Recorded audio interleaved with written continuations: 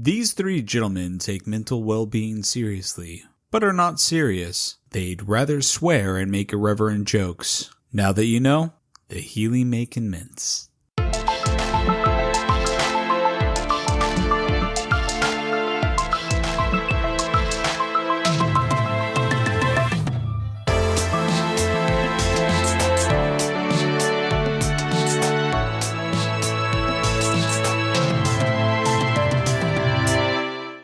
Hey everybody, welcome to We're Probably Not Okay, the world's only podcast where we make fun of mental health. Nope, that's not it. We make fun of well-being.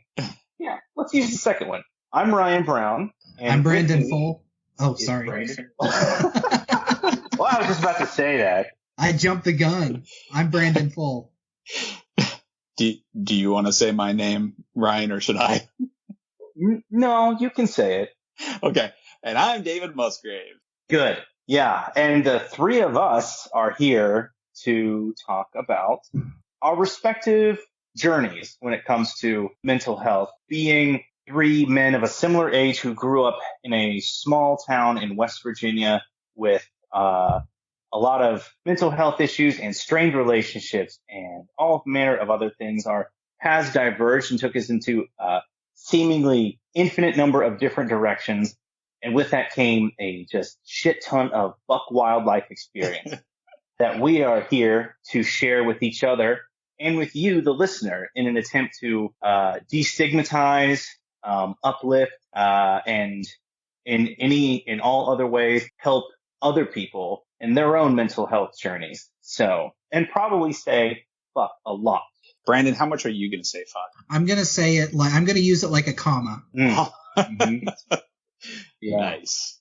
I think I overdo it sometimes because I didn't swear for the majority of my life. But then when I hit like late 20s, early 30, I had like an existential crisis where it's like, guess what? Bitch, you're 30. Everything is pointless. Fuck it all. Mm-hmm. Yeah, no, I like that. And that will probably come out in the podcast.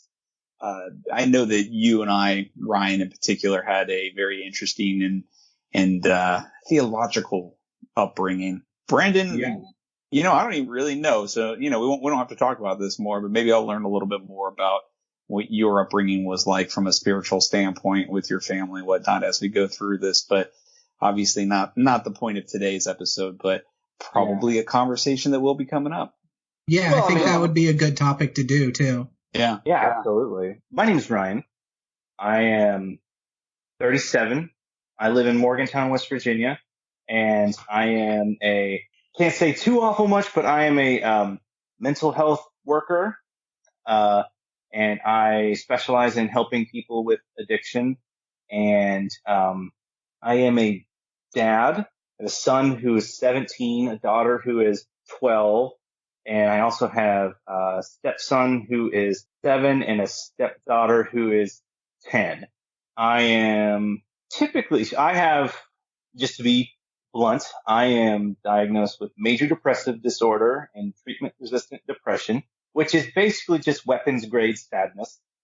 I'm also I host a podcast called Nerd Life, which is a podcast where we talk a lot about nerd culture stuff, but from a more comedic point of view, less news and more mocking, I guess, but in a fun way because we're all very much nerds. I'm a big time comic book collector, and I was raised in an extremely religious home. Yeah, that's a factor. Hey, keep an eye out for that because that's going to come up later, I'm very sure. And yeah, everything else is just fun surprises for down the line, I guess. Brandon, you want to go next? Yeah, absolutely. I'm Brandon. I live in Vienna, West Virginia, technically. I'm 36 years old. I have a daughter who is 13. She turns 14 this month. I work in soul-crushing retail, so nothing nearly as glamorous as Ryan or Dave. I was diagnosed with ADHD, major depressive disorder, and I have bipolar 2, which is twice as good as bipolar 1, I tell myself. I Like love if how you're we have these jokes about like we have these like built like preloaded jokes about our issues that I'm sure you've said that to other people in the past before, right? yeah, I absolutely Quite as have. good, yeah, because I do the same thing. But that's like part of it. You know what I Oh mean? yeah. Well, I feel like it helps to destigmatize it some. Like I was at work and one of my managers was talking about one of their siblings and we're like, yeah, they have ADHD and bipolar, but they were saying it in a way that was like, that's what's wrong with them. And I kind of took a little bit of offense to that. You know what I mean? Like I'm not trying to put my mental health out there for my work, so I didn't comment on it, but it's like you see people, and this is going totally off of track of who I am, but you see people who don't understand mental illness, especially when they hear like ADHD, major depressive disorder, bipolar, addiction, anything like that, and they just have no experience with it. They look at it like it's this fundamental flaw of a person that makes them who they are. Right, yeah. And I disagree with that. I don't think that our mental illness makes us who we are. I think it makes us part of who we are, but I don't think I don't think it defines us entirely. I'm more than just a guy with bipolar, you know what I mean? Yeah, absolutely. So yeah, I was raised in a religious household as well. My dad now is a pastor. He wasn't when I was growing up, but my family has only gotten more religious as I've gotten older. Oh my God. That's weird. I've got a parallel. Oh, sorry. Keep going. I didn't mean to interrupt you. Oh, that's fine. That's about it. That's so funny to me that because I mean, when I was a teenager and we would hang out together all the time, like I don't remember your family being particularly religious. Like obviously your older brother was a very spiritual person, but like I don't recall them being like religious. So the idea that your parents and family have gotten more religious, I kind of have a similar situation. Like my parents were always extremely religious, and I think this might have more to do with the shape of our, collective American culture right now, but they've gone from being religious to like kind of a little more zealous, if that makes sense. So like, yeah. So it's that kind of, like Dave was saying, that's a nice, not nice, but it's an interesting parallel in our journeys there. Yeah. Yeah. Yeah. So I'll jump in here. My name is David Musgrave. I'm 38 years old. I'm the grandpa of the group. But yeah, so similar background to both Ryan and Brandon. And that is interesting, Brandon, because I feel the same way. Like I didn't go to your house nearly as often as I did Ryan's, and you guys came to my house. But I never got the feeling that your family was religious, which is why I said what I said a little bit ago at the top of the show. How dare you? Yeah, well, I thought you were fucking heathens, so no. But same concept. Well, actually kind of a mixture of you two. I was raised incredibly religious, in a very, very religious household, and my father was not a pastor, but he is now. But growing up, I had two uncles that were pastors and a grandfather who was pastor. So you can see I was just inundated with that, shoving religion down my throat for sure. I was definitely indoctrinated from a young age. Realized, I don't know what age it was, pretty young. I mean, probably when I was 15 that it wasn't for me. And then as I grew up through my 20s, it was still kind of rebellion against it. But then as I grew into my 30s and my mature adulthood, I realized that, I just don't believe the way that my family believes and that the way a lot of organized religion believes. So not to say that I don't believe there's some spiritual things in this world, and in this universe. And again, we'll talk more about that, I'm sure. But that's kind of who I am. I do work in the mortgage industry. I've worked in banking. I've worked in sales. I've worked in retail. I've worked in the food service industry in younger ages, of course. So I've seen a little bit of everything as far as that's concerned. Stay tuned for family updates, but I do not have any children. And what else defines me as a person? I don't know. I've always considered myself a good person and a nice person. I strive, and as I grow older, to try to be just a kind person, to just be a good person.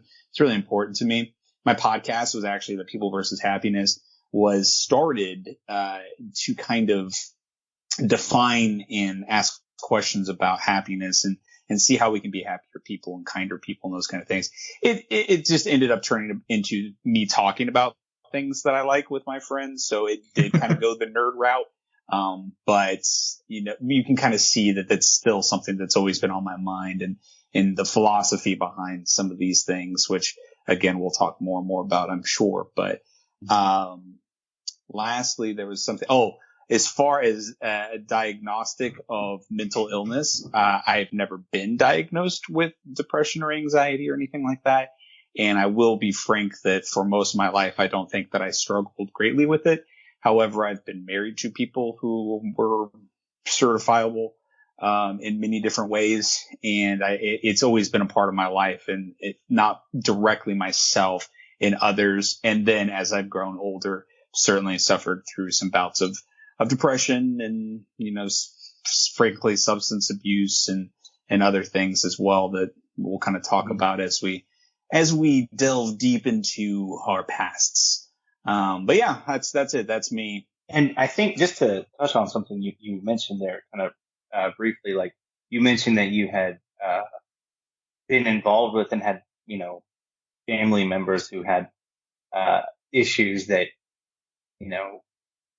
you dealt with. And that's entirely valid. Like, just putting that out there now, like, whenever you have someone that you love or someone that you're taking care of or someone that is taking care of you that has mental health issues, even if you don't like claim ownership of that, even if you don't think like those are your issues per se, they're still issues that you're dealing with.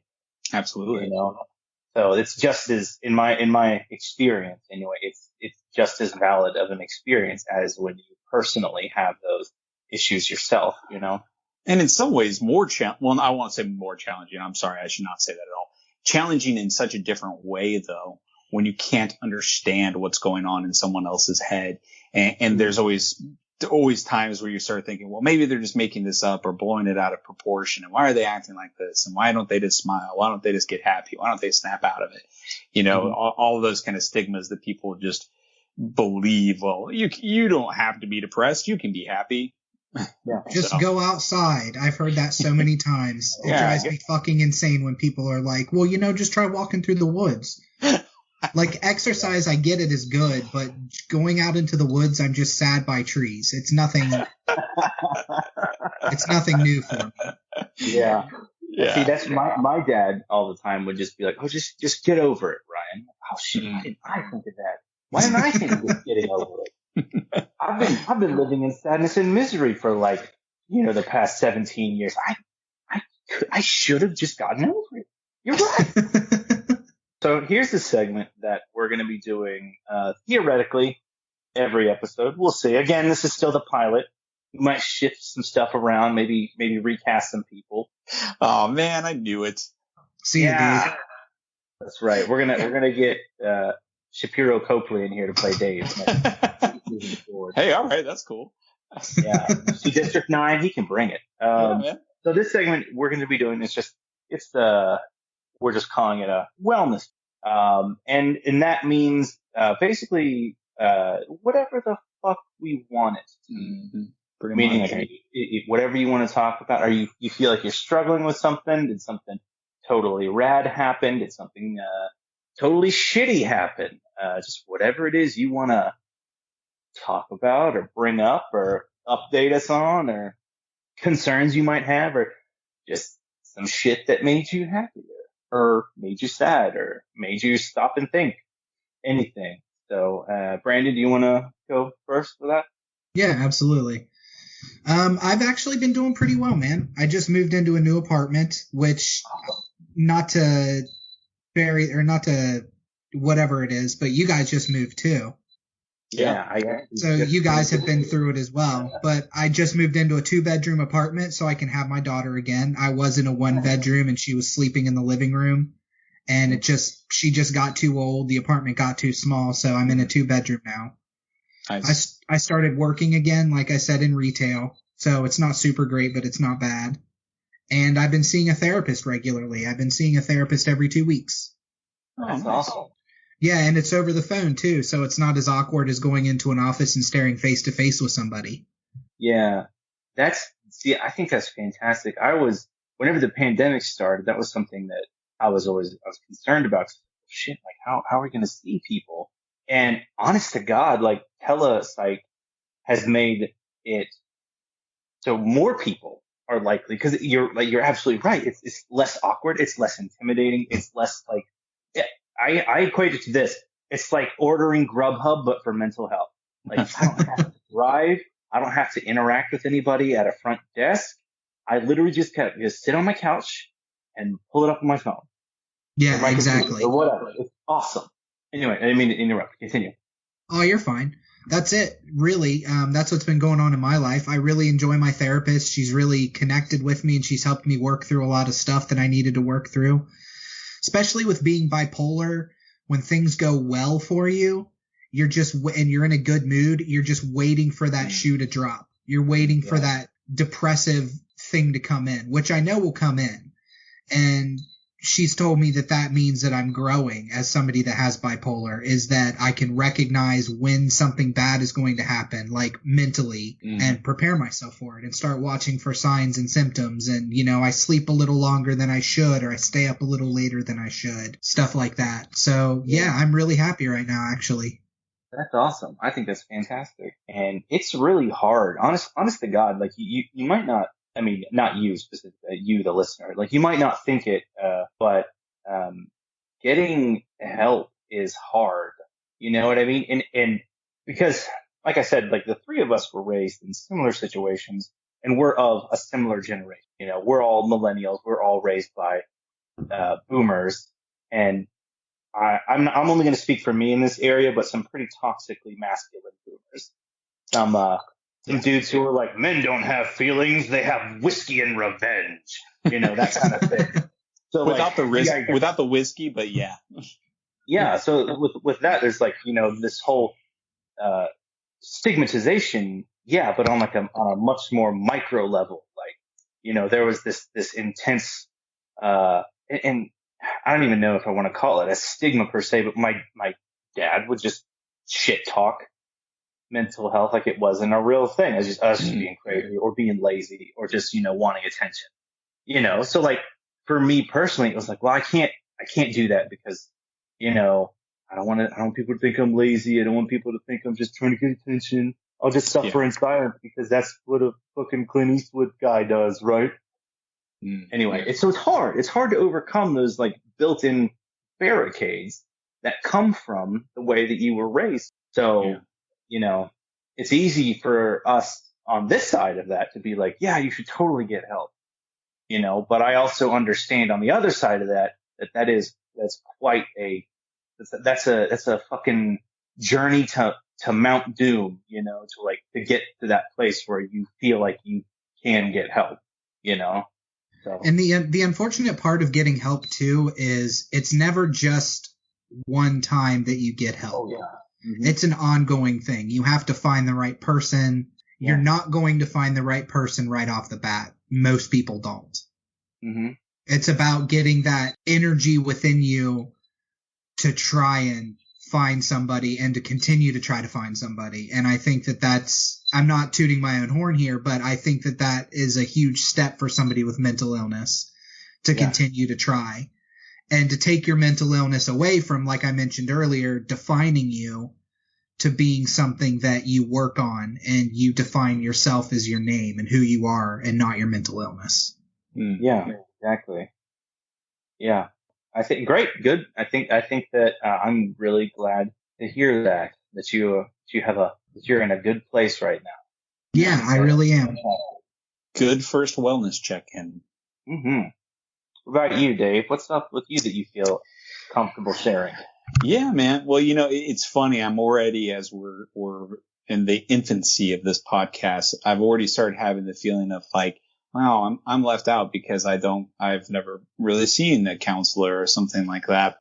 But, I've realized that in my older age that while I have not seen a professional, I used to hide a lot of my feelings and pretend like everything was okay and put on a persona and never show any kind of weakness and never show that I'm worried about things.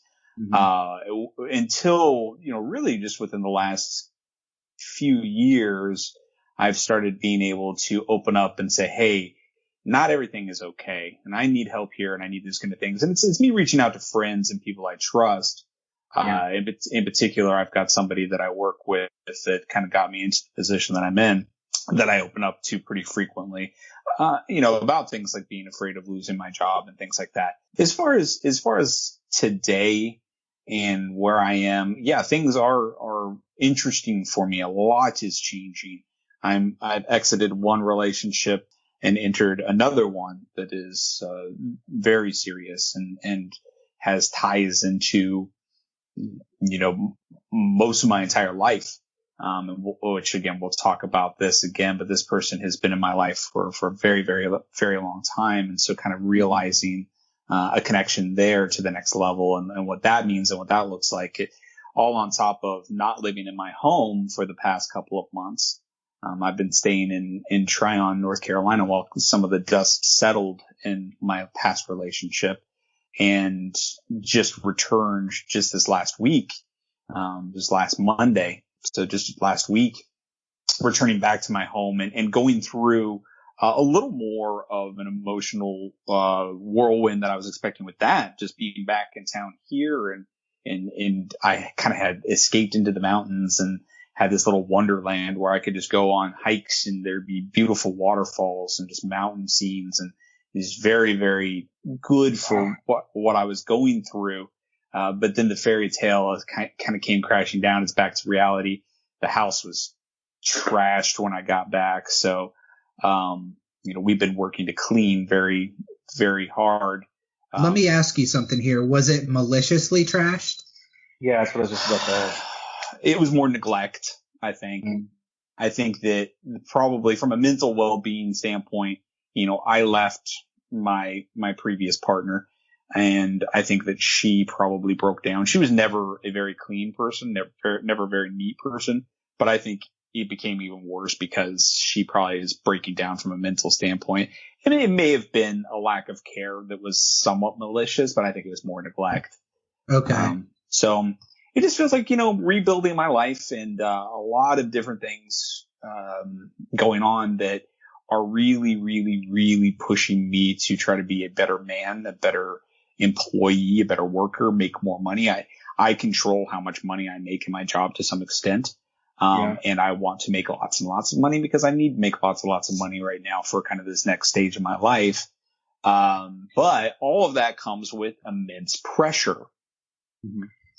And therefore, I'm dealing with some of that as well when I feel like I'm having failures here and there, trying not to let that just, tumble the entire tower and keep moving forward and keep trying to be better, even when I'm juggling 18 balls and I'm dropping several of them.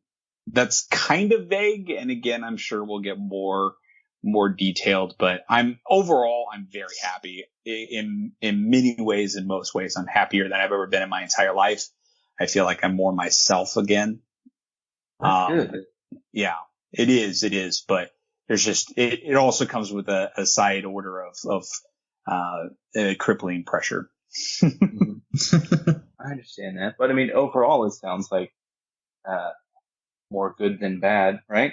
It is. I'm where I need to be. I'm doing what I need to be. It's just flipping the switch in a lot of different areas of my life, and really kind of, I'm 38 years old, but in a lot of ways, I have allowed myself not to grow up, not to fully realize some responsibilities. And even just within the last day, I had kind of an epiphany moment where I'm like, hey, I gotta stop fucking around. Like, life is getting real, and I'm not getting any younger, and some things are about to change and happen that it's now or never for me to make this career something very successful and become the person that I want to be and build the life that I want to build.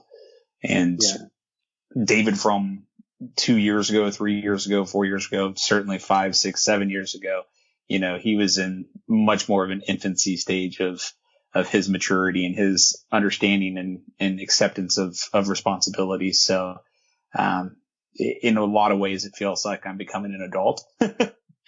Well, I think that's good. I also think it's worth, noting that you know, Me? you get to decide what being an adult means for you. True. You know, like, because I feel like a lot of times, especially like, God, one thing I fucking hate is the movie Fight Club. But because of how misinterpreted it is, how that movie is supposed to be like an indictment of characters like Tyler Durden and whatnot, but people saw it and were like, yeah, that guy fucking rules. But anyway, like one of the things he says is we're the middle children of history. We have no great war and all that other red pill 8chan bullshit.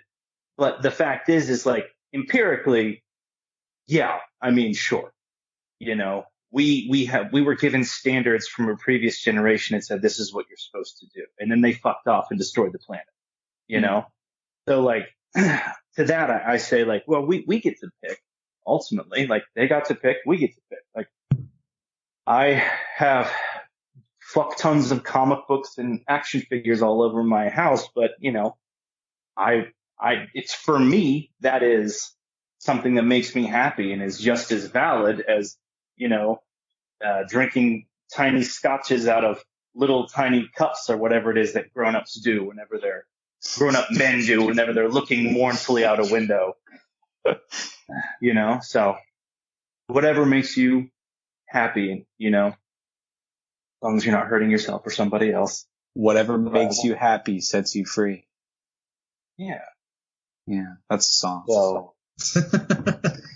But anyway, I've got a couple follow-up thoughts for you there, Ryan.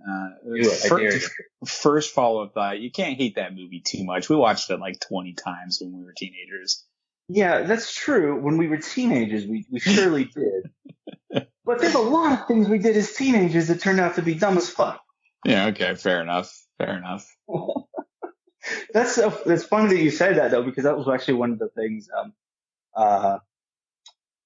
someone pointed out. No, it was, I can't remember, I think it was my mom actually said something to me one time because I got all bent out of shape because somebody at some family function said something homophobic, and I was like all up in arms and like rah breathing fire, and they were like, well, you know, you used to say stuff like that when you were like 14 or 15. I'm like, yeah, and I'm 35 now. I have grown. Yeah. You know, it's like, let's see, if that's it's the old adage from the New Testament: a prophet is never recognized in his hometown, referring to Jesus. You know, like no matter what, no matter who you are, when you go back home, you're always going to be the person you were when you left. Right. Anyway, not to derail the conversation any further.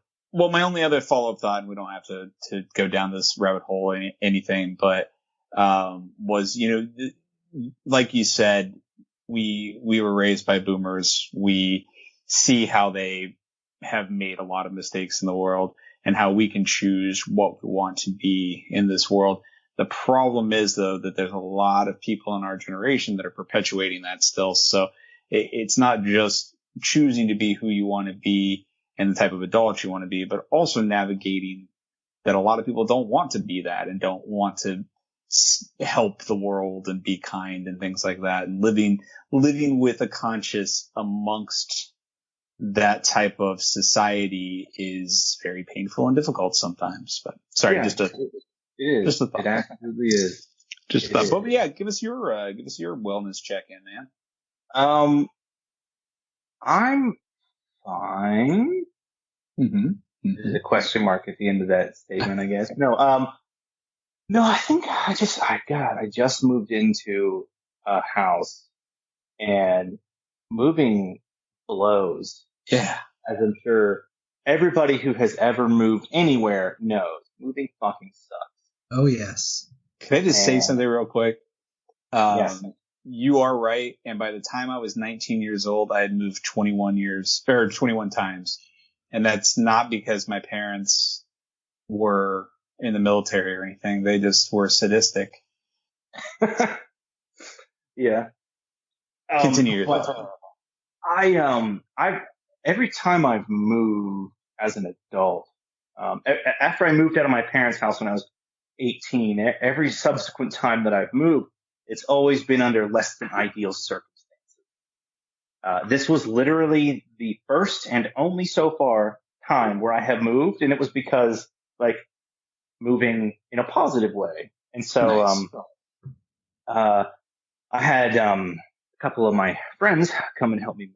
One of my friends who was, helped me move several times in the past said, yes, I will come and help you move, but I am preparing for the worst. I'm like, no, I understand. I understand entirely. But all of my friends and I are on the wrong side of 35. So I was like, hey, how about we just find some like 20-year-olds, give them some money and pizza and say, will you move the heavy things for us? Mm-hmm. And, we did that. And I got to tell you, it's a completely different fucking experience. Yeah.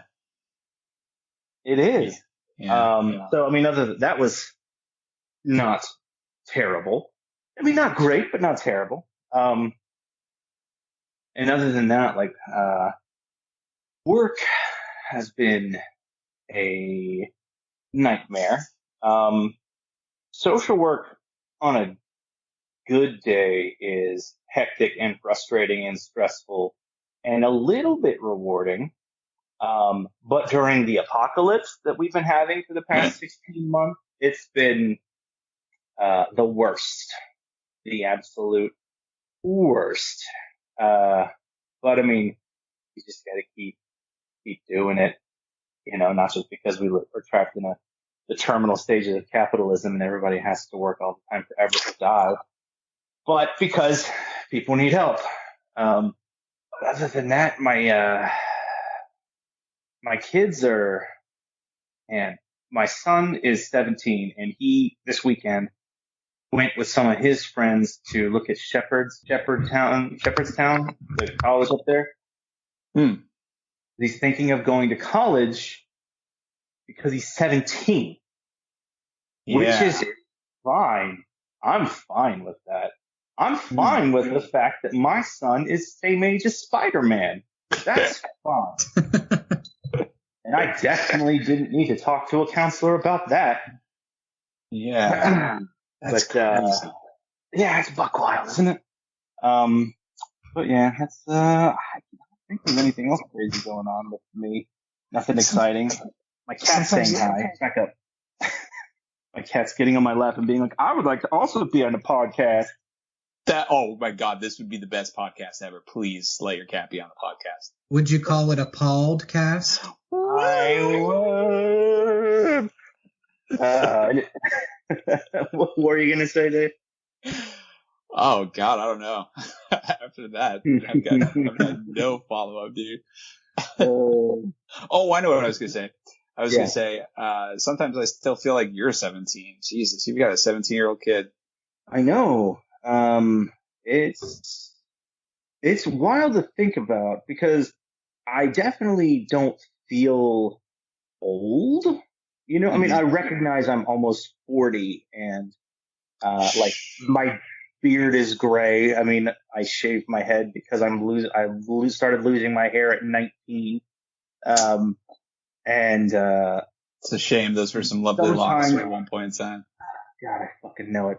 And sometimes for no reason, my body just hurts.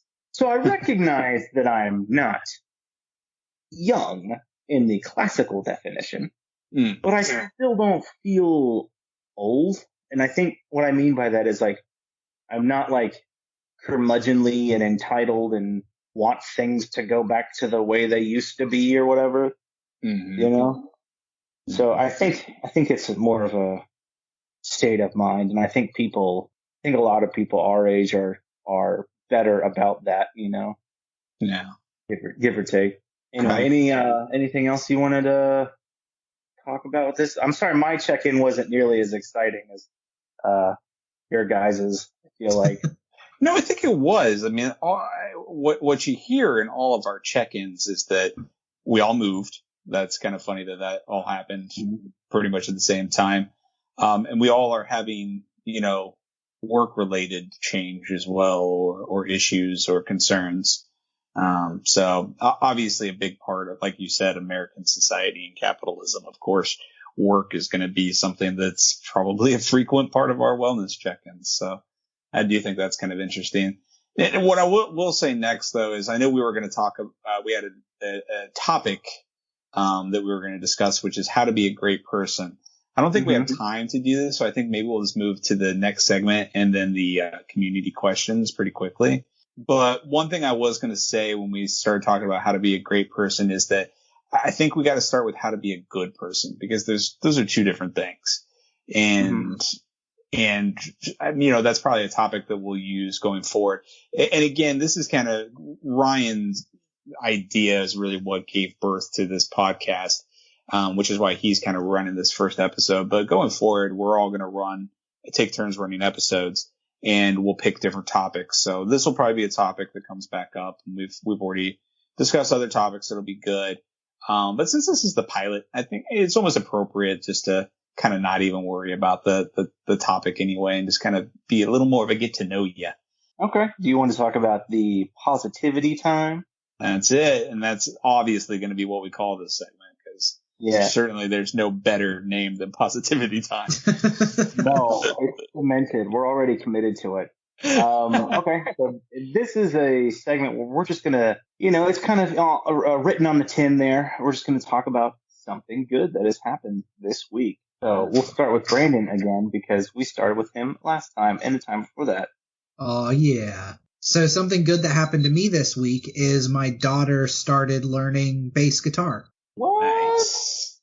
Which is awesome, because I was a bass player and I still kind of dabble with it, but not as much as I wish I did. But yeah, she was learning kalimba, which is like a hand piano sort of deal. And then she was learning ukulele. And then she saw my bass guitar, and I was like, I did kind of force it on her at first. I was like, here, you got to try this bass guitar.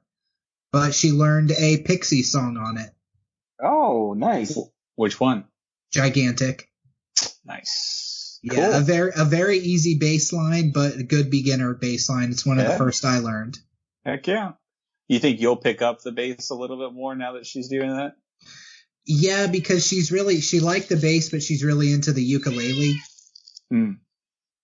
So I'm thinking I'm going to try to learn bass. I'm going to try to learn the bass to some of the ukulele songs she plays. Nice. That's a good idea. Wow, that's pretty cool. Yeah. So that was my positivity for the week. Very cool. Very cool. What about you, Dave? Well, lay it on me. Iggy, my cat, is also now trying to be a part of the podcast. So they should just start their own show. Yeah, that would be. I would listen to it every day. Every day. Yeah, I would. So my positivity of the week is, I kind of already went over the positivity of being able to come back to my own home. And, I did some cool stuff and played miniature golf for the first time in a long time today. That was kind of fun. Just trying to do some fun stuff and get out of the house a little bit. But this is going to sound silly, but the most positive thing that happened to me this week happened to me today as we were driving home. I saw a cloud that looked exactly like Godzilla walking across the horizon. And I'm talking like to scale, shape, everything. It was phenomenal. Fuck yes. Made my day. That is pretty exciting, yeah. What about you, Ryan? That would do it, yeah. I got one. It's not as exciting as your child learning guitar or a Godzilla cloud, but the first episode of Loki dropped this week. Oh, yeah. I am, anybody who listens to my show or who has met me knows I'm big into comic books, and I was extremely pleased, because one of the things that has really been impressive to me personally, as far as like the Disney Plus shows go, is they fucking go there on those shows. Like the first series, WandaVision, was all about like fucking grief and trauma and the stages of grief and how we handle like living with traumatic events. The second series, Falcon and the Winter Soldier, was all about systemic racism and how we treat troops with PTSD or don't treat them. and they just fucking go there and every time. And so this one I was really looking forward to because it promised to get weird as all hell, which I am here for. Me too. And it centers on Loki, the villain, so to speak.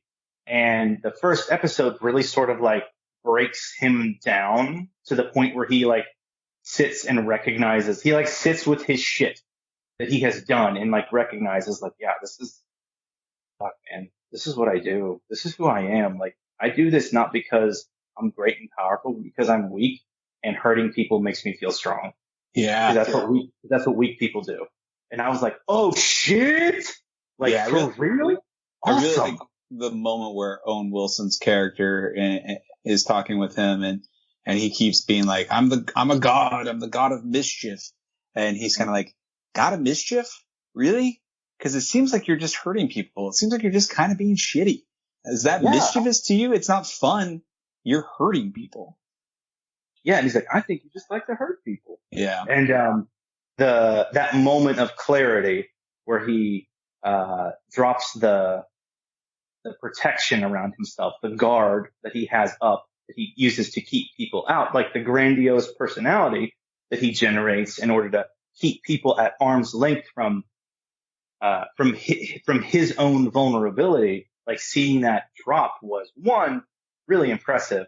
And two, that's fucking good writing.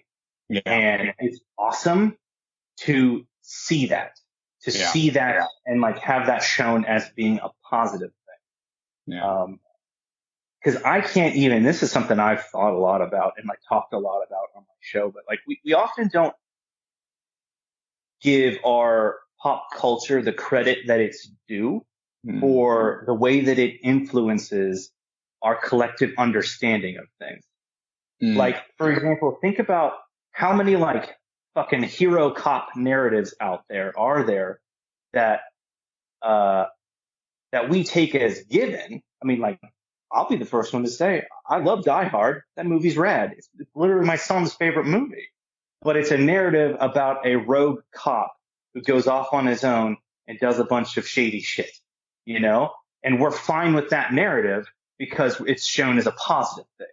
And then we turn around and we have this like all this like back to blue bullshit where cops can do whatever they want unchecked, murder people in the fucking street, and nobody says any goddamn thing about it because they're fucking heroes. When no, what they're doing is empirically wrong because they're gunning people down in the street, you know? But that's something that our culture has sort of built into it because of the narratives that we consume. So when we do have narratives that are about like calling out systemic racism, calling out the way we treat people with mental health issues, showing our heroes dealing with grief and trauma and healing, and showing people, our heroes having those moments of clarity, it's fucking huge. It's important.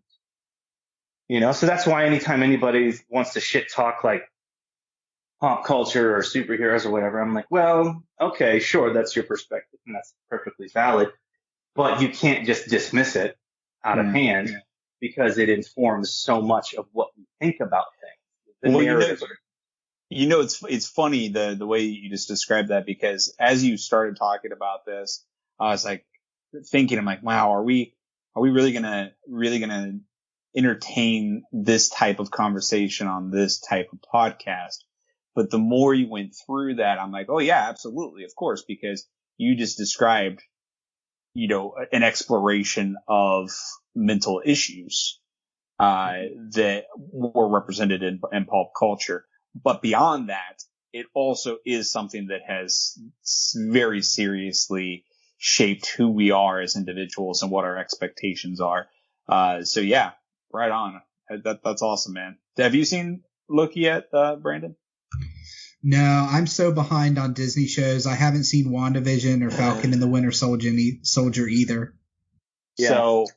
So I watched WandaVision, of course, and then I watched the first episode of Falcon and the Winter Soldier.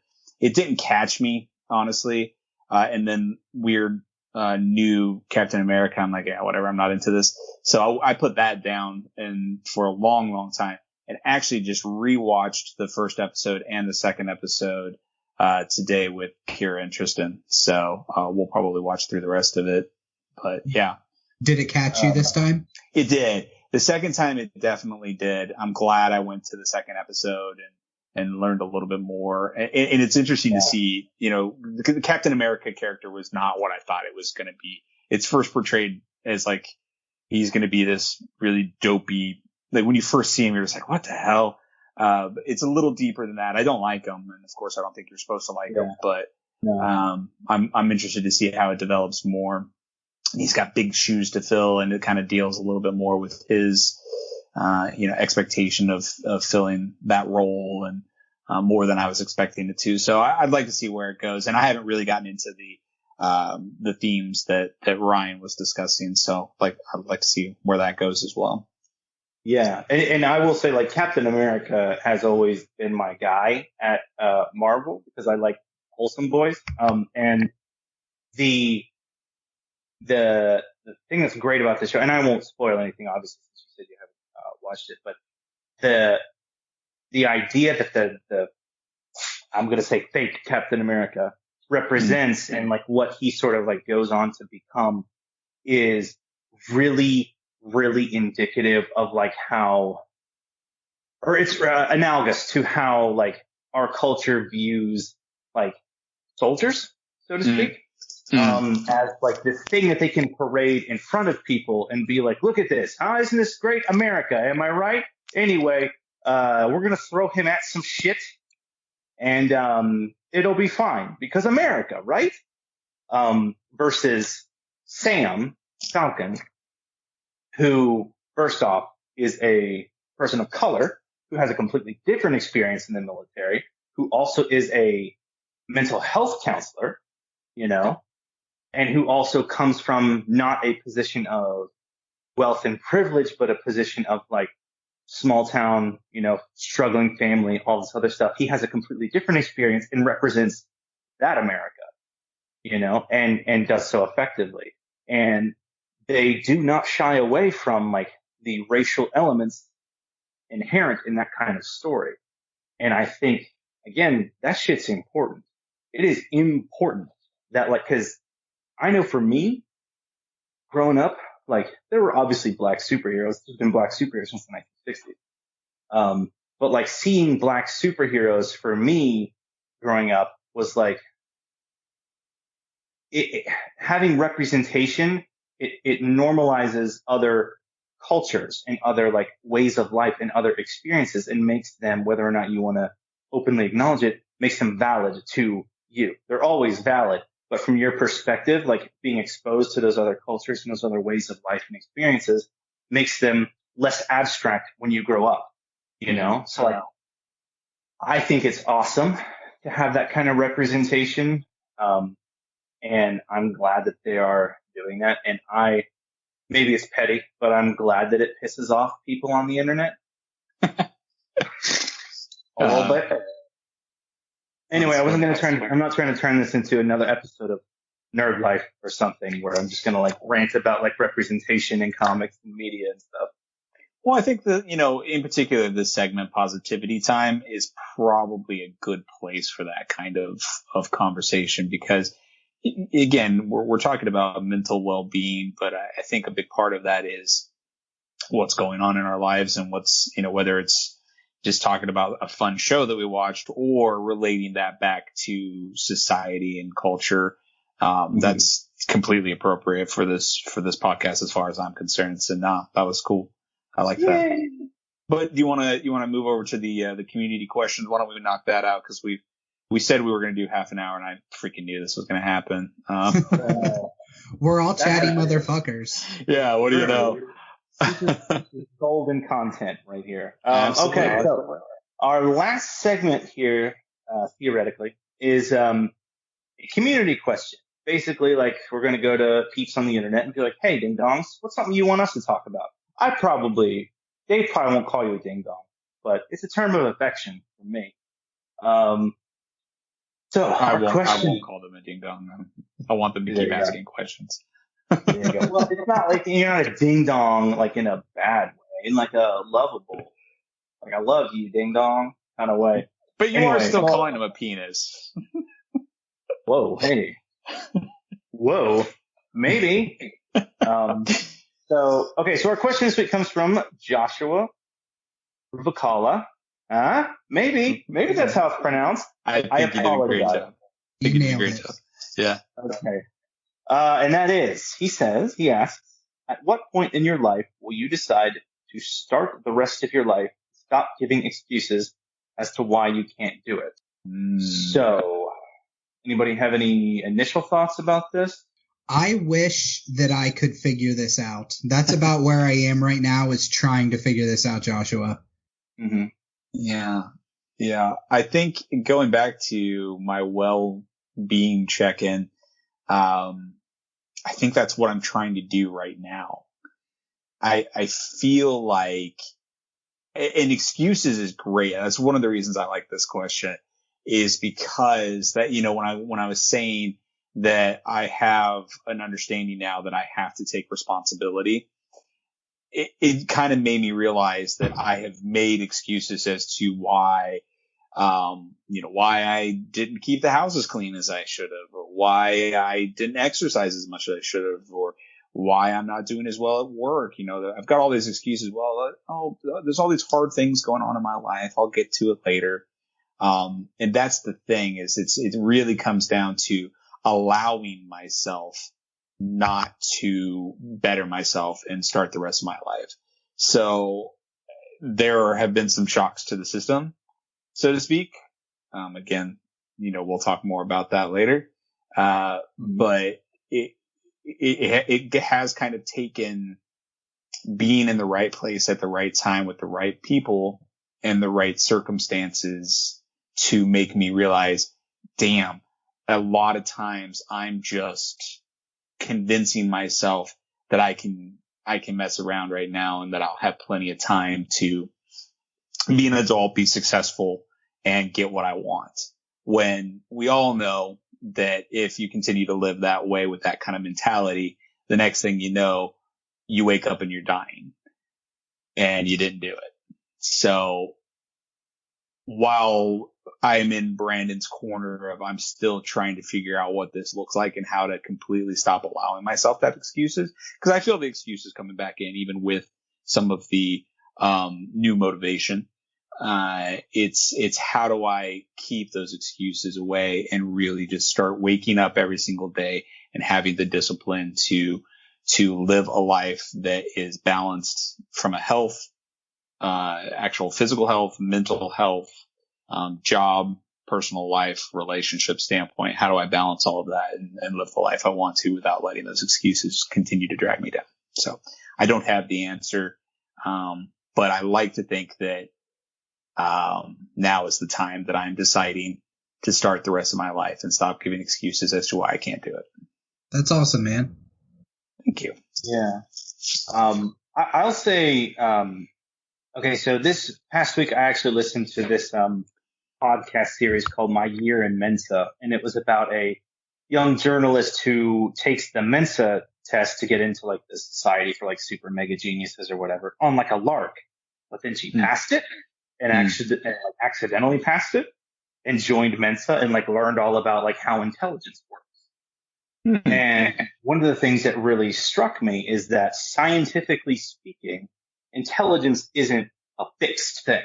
It's not like you're always the maximum amount of smart you can be. It's something that fluctuates at different given points in your life. You're less smart and more smart, and even then it's not like smartness is like something you can really measure or weigh or carry. And I think, this kind of situation is a similar thing. Like there's going to be points in your life where you can stop making excuses, where you're going to be more dedicated and motivated and disciplined and whatnot, and you're going to move forward. And then there's going to be times when you stall out, and those parts, they're there too. And it's not about like kicking your own ass because that happened, because that's going to happen. It happens to everybody. It's about recognizing that, allowing that to be part of your journey, and then moving forward again when you can. Like, if you burn a candle nonstop, eventually it's going to burn out. you know? If you pour constantly from one bowl, eventually it's going to be empty. And it's just, like your life is the same way. Like whenever you have these fits and starts, so to speak, a lot of times we think about that as stalling out, but you know, you can't run your car all the time 24/7 either.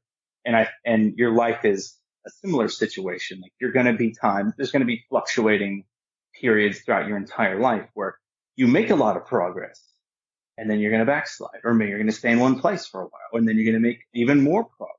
Like it's less about like in my experience anyway, I'm not trying to speak to anyone else's experience. This is just what I've understood and had happen to me. Like it's not like there's a goal and then you get there and then you won.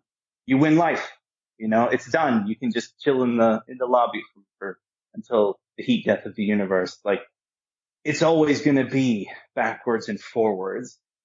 You know, it's always going to be like a pendulum swinging around, you know, and you might get a little further one way and not so much the other and whatnot, but it's less about like being strong enough to just always be going and more about being resilient and flexible enough for when it's not, you know? So I would say, Joshi,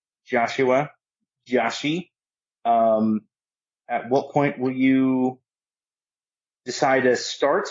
Whenever you want to, you know, and there's no shame in that. There's no shame in that being now. There's no shame in that being 15 years ago. There's no shame in it being 15 years ago and then you took a break and then you started again. Like, you know, anybody who says that it has to be a particular way is trying to sell you something. So just bear that in mind too. Yeah, you ding dong.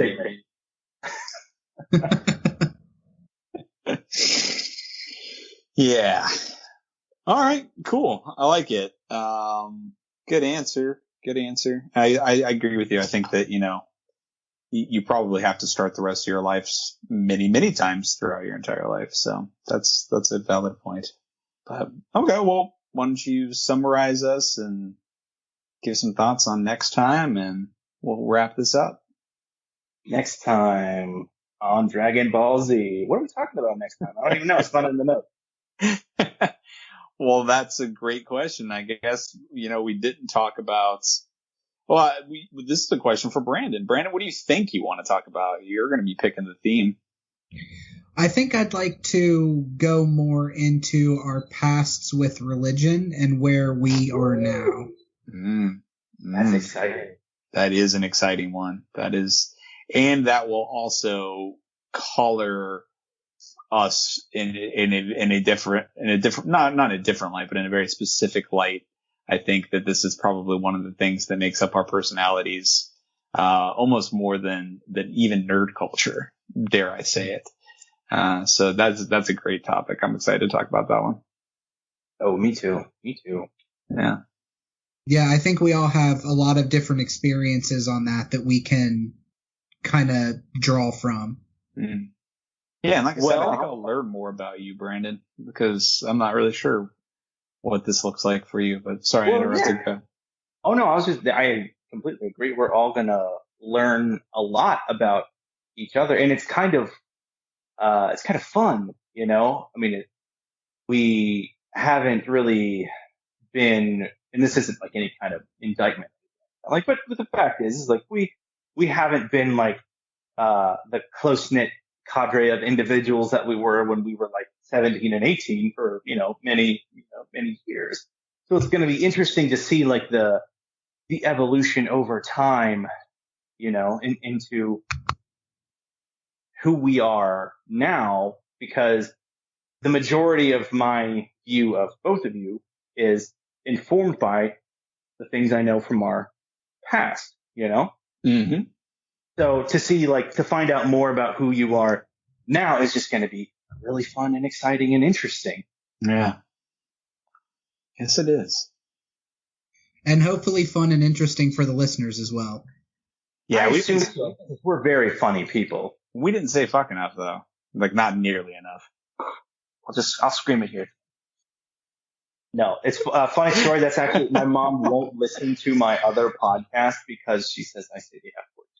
Oh. My mom, who is like literally one of the most supportive individuals for me in the world, she's like, well, I listened to one episode, but you use too much bad language, so I don't think I can listen. That's sweet. Like, that's fair. You know what? I don't need you to listen at all anyway, because we have made some jokes that would probably make you cry. Yeah. Yeah. Well, is there anything else that you guys want to talk about before we make Splitsville? I say we wrap it up. All right. Well, thanks for listening. Hopefully, you'll come back next time. If not, well, we didn't want you here to begin with anyway. I'm just kidding. Obviously, we want you here. And thanks for listening. I'm Ryan Brown. I'm Brandon Full. I'm David Musgrave, and this has been We're Probably Not Okay.